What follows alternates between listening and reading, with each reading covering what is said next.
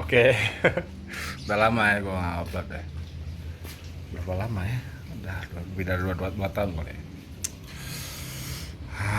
Ini saya coba bikin lagi deh atas permintaan teman-teman nih soal masalah heat stroke, serangan panas buat Viper. Banyak teman-teman saya ngeluh di kotanya tuh suhunya tuh naik, jadi banyak Viper yang jadi korban, entah dia mogok makan atau kepanasan dan akhirnya dia mati gitu.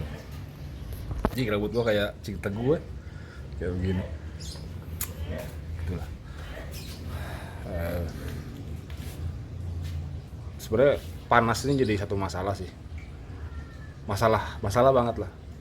Saya dulu sering-sering ngomong ya, lebih baik kandang itu suhu dingin daripada suhu panas, karena panas ini apalagi kalau kita peliharanya di gex ya, yang minim ventilasi, jadi masalah banget.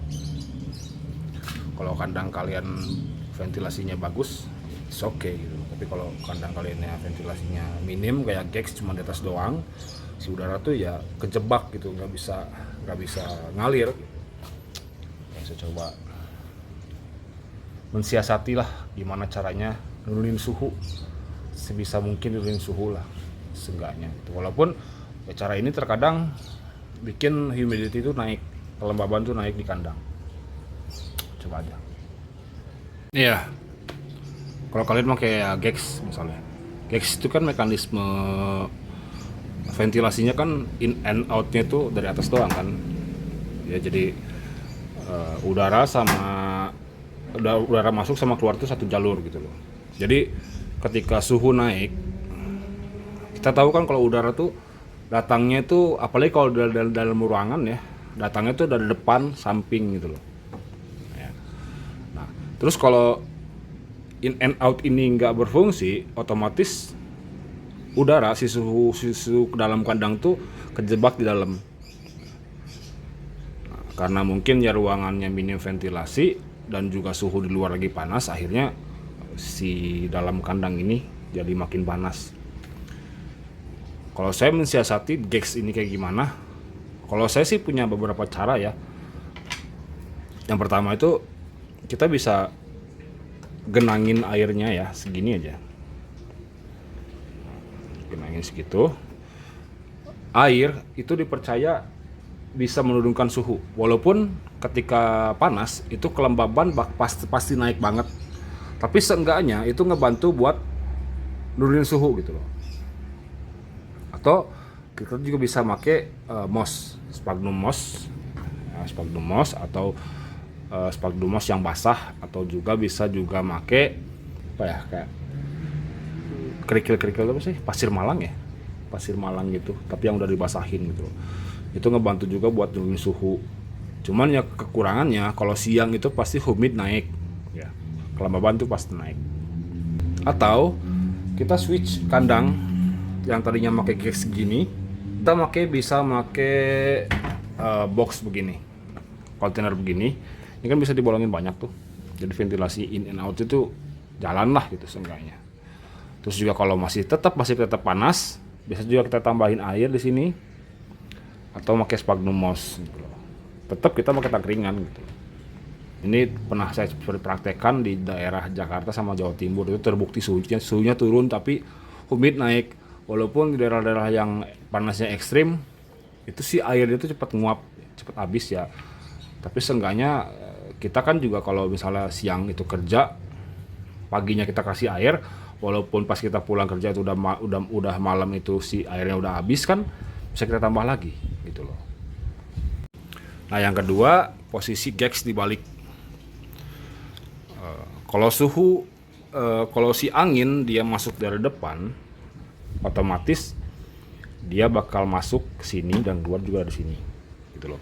Kalau ke atas itu kan ke trap ya, jadi kayak kejebak gitu loh si suhunya itu di dalam kandang gitu. Karena apalagi dalam ruangan itu kan flow hembusan angin itu jarang banget, kecuali kalau kita pakai fan atau segala macam. Pakai fan juga sebenarnya bisa. Posisi kandang begini, angin masuk dari depan, keluar juga dia masuk, dia ngedorong yang dalam, ngedorong angin dalam untuk keluar. Terus juga ya otomatis ya wadahnya ada wadah air, atau kita juga bisa ngegenangin air di sini sedikit ya, atau pakai wadah air tetap ya kan tangkringan gitu loh segala macamnya. Begitu. Cuman minimnya dari sistem kandang dibalik begini itu buka kandang jadi lebih ribet, risiko jadi lebih gede. Nah, ini otomatis kalau dia nyamber dari dalam keluar itu bisa banget kena tangan gitu ya, gitu sih. Dan juga dalam kandang ini otomatis jadi kotor gitu loh. Cuman cara ini ngebantu banget buat nurunin suhu. Kalau media ini sih tetap bebas, kita bisa pakai pasir malang, pakai koran yang dibasahin, atau juga bisa pakai moss, atau juga pakai air ya. Kalau air ya sedikit aja, soalnya ini kan nggak banyak ya, nggak banyak kayak ditegakin gitu loh. Nah, kayak gini, sedikit aja, nggak usah banyak. Yang penting tergenang, dia dingin, suhunya turun. Gitu loh. Nah, kalau cara begini, si humid bisa keluar. Gitu. Kalau cara saya ya, kalau saya di sini mempraktekkan seperti itu. Kita bisa pakai cara lain, yaitu dengan cara di-spray seluruh kandang dari pagi dan sore gitu. Spray seluruh kandang menyeluruh. Emang itu, tapi itu saya saranin buat yang ventilasinya bagus ya. Kalau ventilasinya jelek, anjir itu bikin humid itu naik banget, bikin lembab banget si kandang gitu. Itu yang kadang bikin memicu si ular itu buat ada kayak flu atau segala macam gitu. Cuman kalau itu untuk membantu suhu turun, dan juga bisa bikin tangkringan itu jadi berjamur. Nah, kalau buat kalian yang pakai lampu, sebisa mungkin kalau ketika siang lampu itu matiin aja. Terus takutnya setahu saya sih lampu itu, walaupun lampu begini itu ya, lampu akuarium itu nambah suhu panas di kandang gitu. Setahu saya ya. Lebih baik matiin aja lampunya. Kalau kita mau pakai lampu malam pas suhu lagi turun baru pakai lampu gitu loh. Kalau ketika lagi panas-panasnya pakai lampu, waduh, malah makin panas dong kalau gitu. Itu sih kalau saya saran ya. Nah, jangan lupa juga sama ularnya. Terkadang kita terlalu fokus sama di kandang, menurunkan suhu kandang, tapi kita melupakan akan kebutuhan si ular. Kadang-kadang yang heat stroke itu, serangan panas di kandang itu, yang jadi korban itu kan adalah ularnya ya.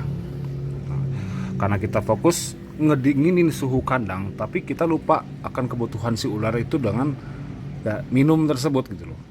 Makanya kalau sebisa mungkin ketika kita sedang proses menurunkan kandang, si ular itu diberi minum sebanyak-banyaknya, sekenyang-kenyangnya gitu loh.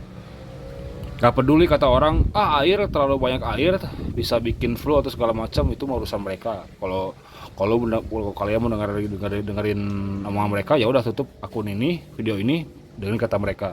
Gak usah nanya lagi saya gitu kan, simpel kan.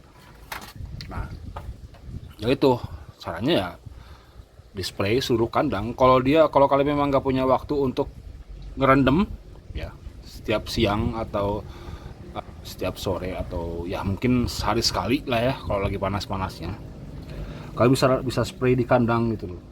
Lihat saya aja nih di yang tinggal di pegunungan ya, di Bandung, di Soreang, malah memperlakukan ular sama seperti daerah-daerah yang panas gitu, ngerendam dia biar dia minum sebanyak-banyaknya. Apalagi kalian yang tinggal daerah-daerah panas, sangat wajib banget sih sebenarnya kalau untuk saya pribadi ngerendam ular minimal ya seminggu 2-3 kali minimal. Dia minum banyak banget. Nah, beberapa spesies itu membutuhkan humid dan suhu yang lumayan rendah ya, kayak Puniceus, kayak Albolabris, kayak Wagler, kayak Suban, membutuhkan humid dan air yang sangat-sangat banyak gitu. Dan soalnya setahu saya juga air itu memberi minum banyak itu membantu pencernaan juga.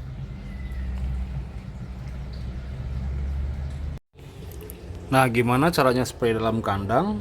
Ya simple, gini aja. Pertama, spray dulu ya si isi kandangnya. Pelan-pelan. Ini kan alasnya kan pasir malang ya. Ini kandang saya taruh luar ruangan. Taruh di depan kandang. Udah begini. Nah, cara ngasih minumnya diperkecil si tembakan spraynya. Langsung tembak ke arah kepala. Nah, kayak gitu. Sampai dia mau minum. Tuh, dia minum kan? Tuh. Kayak gitu terus sampai dia bener-bener kenyang. Kalau udah kenyang, baru spray lagi ke arah badannya gitu loh. Sekali lagi buat terakhir kali. Nah, kalau dia kenyang udah begitu tuh, kepalanya udah nongak ke atas, dia mau minum lagi. Nih, sampai kayak gini nih kandangnya. Lembab full. Kalau takut panas. Ini otomatis suhu jadi turun kalau udah begini. Kalau nggak dibuka aja kandang ini atasnya, terus kita spray rata. Jangan lupa tutup lagi. Kalau ular murah sih gak tutup, kabur juga masa bodoh. Kalau ular mahal ya anjing, kabur pok jidat cok. Ya udah gitu aja. Semoga bermanfaat. Itu metode itu nggak saya rekomendasikan untuk yang kita tinggal di daerah dingin ya, kayak di Bandung, kayak di pegunungan, pokoknya yang suhu dingin tuh nggak direkomendasikan. Itu khusus untuk suhu panas doang. Kalau berhasil metodenya silahkan komen-komen di bawah. Kalau nggak berhasil ya itu urusan ente. Palingan mampus luarnya. Udah. Bye. Sampai berjumpa lagi di video berikutnya.